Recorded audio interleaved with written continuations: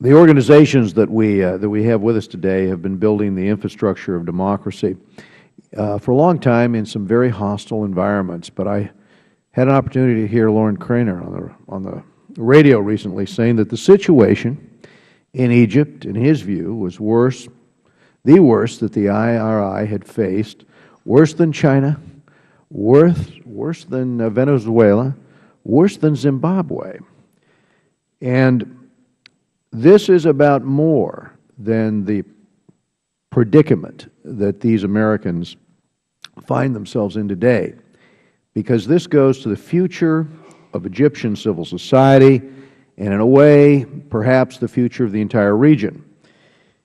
Elements of the old Mubarak regime clearly drove this wedge, but leaders of the Muslim Brotherhood have been speaking out in favor of this NGO crackdown, and they will soon consider a harsher NGO law in Parliament, I understand. So it is encouraging today that many of the 400 Egyptian NGOs, now under scrutiny, are stepping up to defend these American groups. But I think what we have to realize is that democracy and human rights have many determined and very ruthless enemies in Egypt.